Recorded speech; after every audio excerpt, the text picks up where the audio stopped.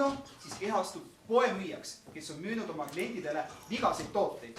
Ja nüüd pettunud kliendid tulevad neid tooteid poodi tagasi tooma.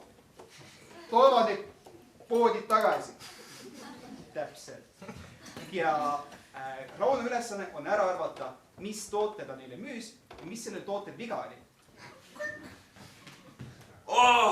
Teisipäeva hommik, telekat tööle, äkki ostab mõne lameekraani ja raadiod.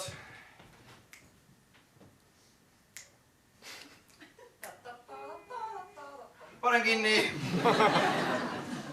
Nii, okei, hakkab elektroonikat müüma.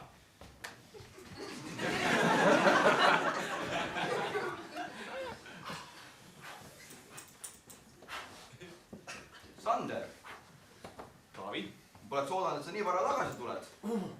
No, oli põhjust. Väga tuline. No, ei tohiks olla, on ju. Ei tohiks, võiks olema nagu Taigen peaks tuliseks minema siiski ka. Ma annan sulle külma taika. Ei, selles ei ole probleem. Ma annan külma taikus. Ma annan külma taika niisama.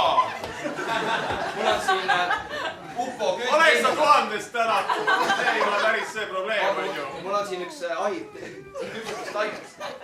Upo, võib kahju ka pärast võtta, aga mis selle viga siis on? Näita, kuidas sa kasutasid seda. Natuke raske on, kui ma üritasin kasutada, on ju, et... No ära võtta seda kätte, näita, kuidas sa oleks kasutatud. No, ma oleks kuidagi niimoodi, et noh, et edasi-tagasi.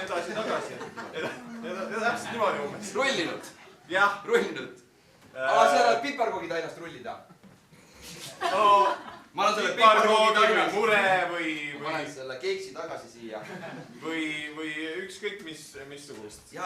Tahad taigna rolli, jah? Jah, sellist, mis ei ole nagu... See, mis ei ole leekides. No, mis ei lähe nagu... Tulema.